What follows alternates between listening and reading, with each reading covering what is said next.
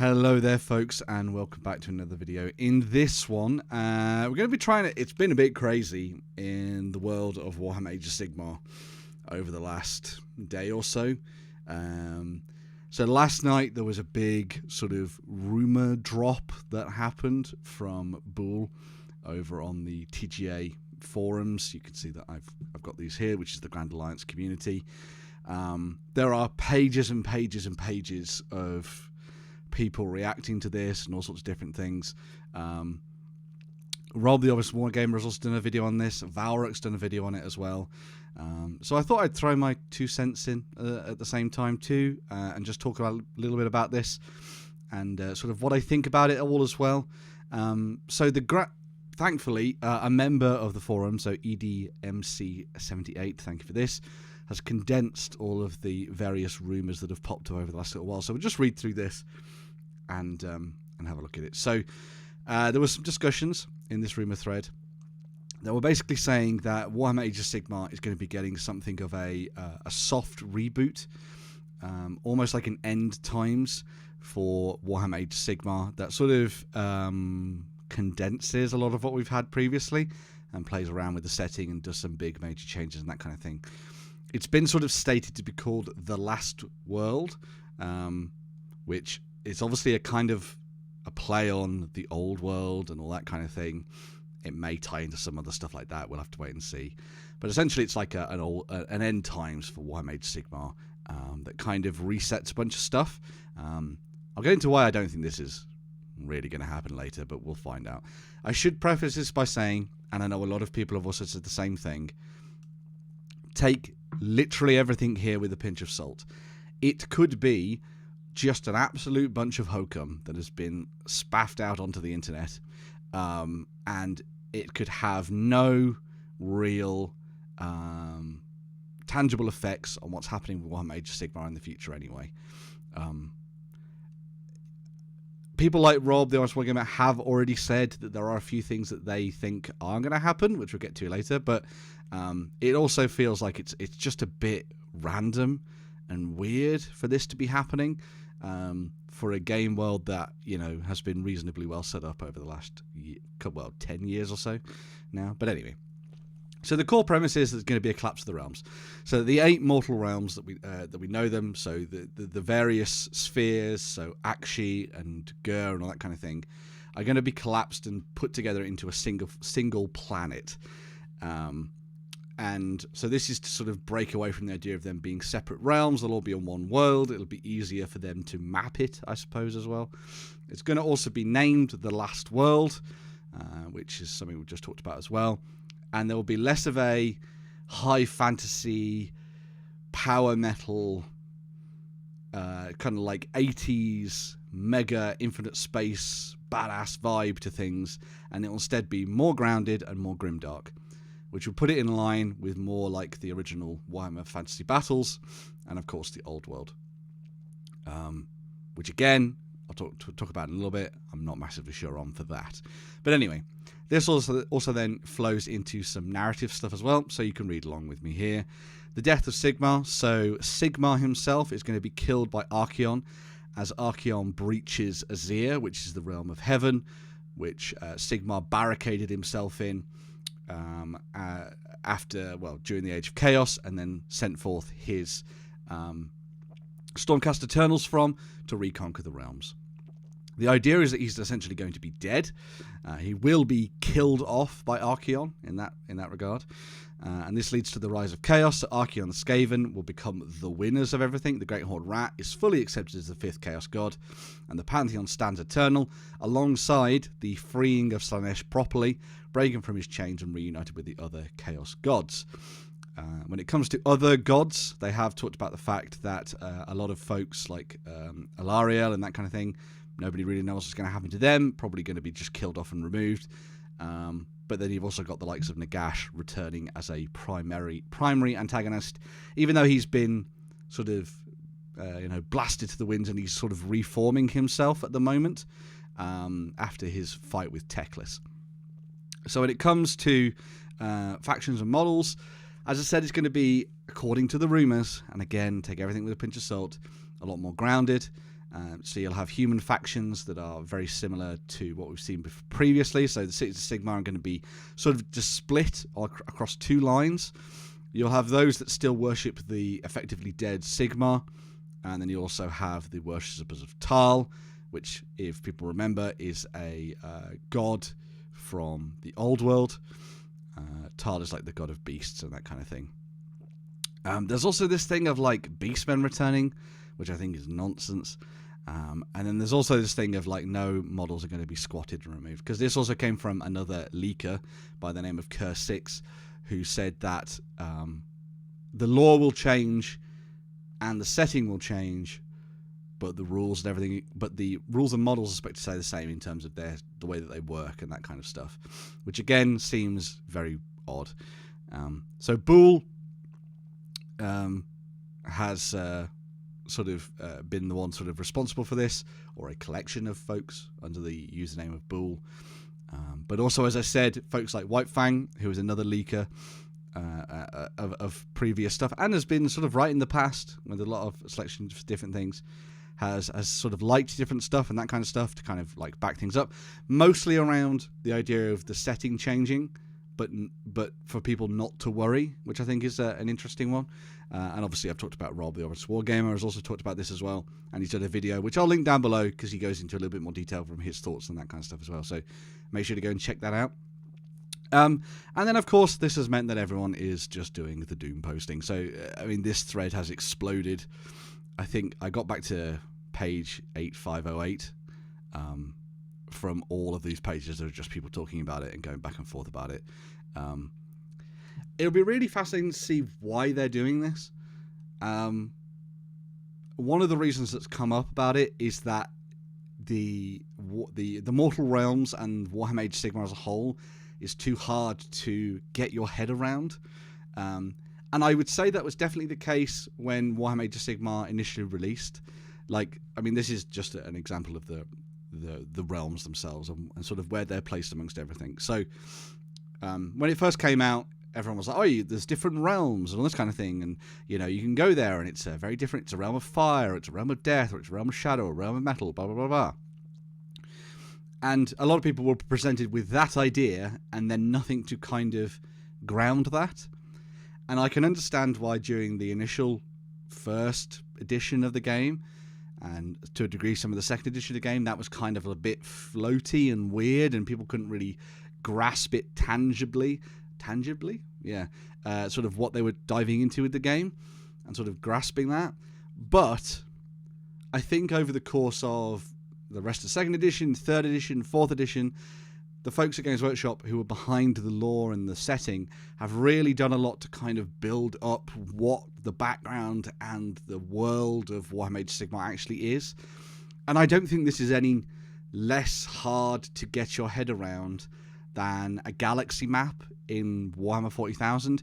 If you literally just thought of Gairan, Gur, Shamon, Akshi, Shaiish, Ulgu, and Hish, and Azir as planets, and let's say, for example, Azir is just Earth, and instead of them travelling via realm gates to get to different realms, they just use warp gates. You know, there's the same thing there, and I think what this is it's not a failure of world building. It's a failure of description on the part of the designers and the lore writers to get this across to people. I think it took too long for them to come up with the idea of kind of representing this in a sense that you see here, with these really awesome realm maps and all that kind of thing. You will have seen, if I've done any of my, if you've looked at any of my Battletome reviews and my kind of 5 things I love videos, I really love the maps they've done for all the different realms now. And they have fully detailed them with cities and all sorts of different things. But as has been pointed out by people, one of the core elements of this is that, you know, people still only really remember Hammerhal Akshi and Hammerhal Gairan. They're the 2 places that people are like, oh, that's a city in Warhammer Age of Sigmar. Do you remember the others? I don't know many people who would. You know, maybe some people will remember particular holds or Settler's Gain for the Luminath Realm Lords, but a lot of this stuff just hasn't been fully explored in enough detail, and it's a real shame because I think, I mean, let's Soulbound RPG, right? So Warhammer Age of Sigmar Soulbound is an RPG by the folks at Cubicle 7, and they've done a phenomenal job of expanding the world and the depth of all of this and the geography of it all. And it feels like this was a wasted opportunity if this is why they go in this direction. To use what the folks at Cubicle 7 and the background writers have done to turn things into something cooler and deeper that people could really get their head around. Now, I will say this also throws up a whole bunch of different questions for sort of different... Oh, this is a little bit of a ramble because all this is kind of like new to everybody, I suppose. But one of the things about this is that yes, they're saying that all the models will still be viable, but then how do they work within the new setting? Sort of where do they fit in? What is viable? What becomes viable as part of the design teams for using the old world versus what's going to be used for Warhammer Age of Sigmar? What happens to a bunch of the different characters? How do they fit into everything? The Stormcast Eternals, their god essentially, Sigmar is dead. How do they factor into things? Do they just become, as the Honest Wargamer suggested, these sort of guardians of the last world, and they are few and far between, a little bit like Space Marines used to be, kind of thing? How are they going to plan all of that and bring it all together? I will say, from my point of view, I think this is hokum. I think a lot of this is just sort of thrown onto the internet in a kind of like a burst of craziness to get people talking and debating and, to a degree, panicking, when I actually think there's probably going to be nothing to panic about. As has been discussed as part of this thread, what Bull said came from a point of view of someone who genuinely doesn't really necessarily like the Mortal Realms and Warhammer Age of Sigmar, so would always put a negative spin on this. Whereas if someone who liked the Mortal Realms went for this, they would put a more positive spin on this, and then maybe they'd say something in a little bit more detail about sort of like what's happening in the realms and how it's all being mixed and all that kind of thing, blah, blah, blah, blah. You know what I mean, in the grand scheme of things. You know, like, it's coming from a place of negativity rather than from a place of positivity. Now, a thing that I could see happening, and some giant end game playing out, is the Skaven have made a massive impact on Warhammer Age of Sigmar at the moment. And so, with that in mind and the rise of the Chaos Powers, it would make sense for something cataclysmic to happen at the end of 4th edition to lead into 5th. It's something that's always been done with Warhammer 40,000. They're doing it right now as part of the 10th edition, leading into 11th. And so to have a grand narrative that spans the end of 4th into 5th would make a lot of sense. And it would be cool, because what Age of Sigmar has always done this, it would be really cool to see them do something different to 40k. In 40k, the good guys always hold on by their fingertips, and the villains never actually really win. They're always just about to win, and the good guys are just about to lose, right? It would be really cool to see in Age of Sigmar the villains actually succeed in doing something and enacting their plans, which kind of happened at the end of 3rd moving into 4th.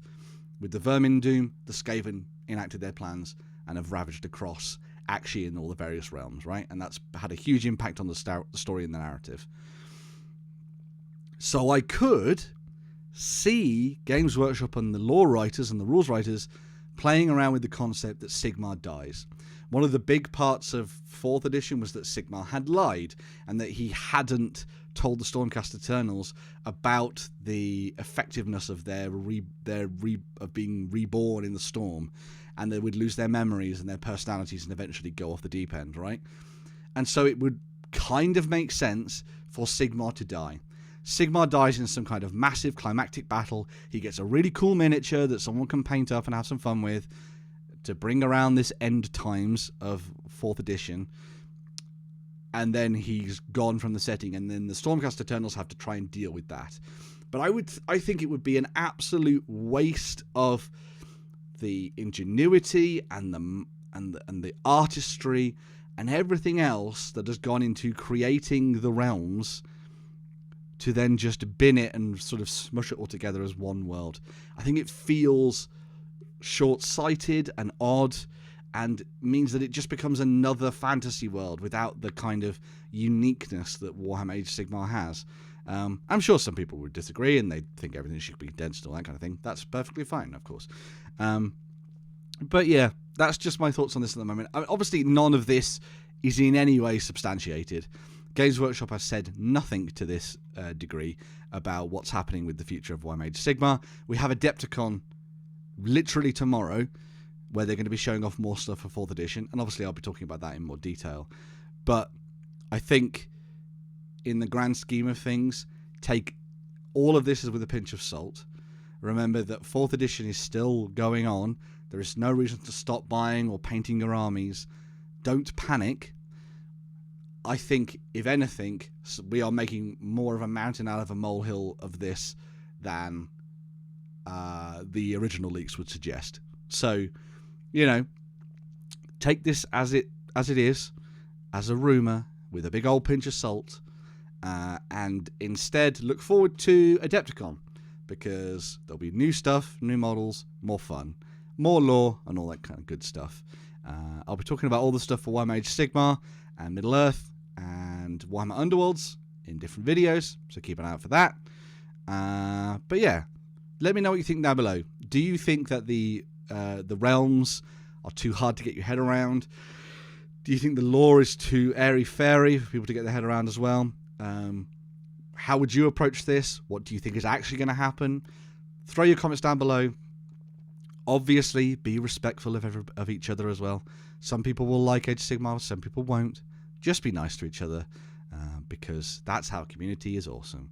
And yeah, let me know your thoughts down below. I am in a little bit of a weird headspace about this, because I think it's just all nonsense.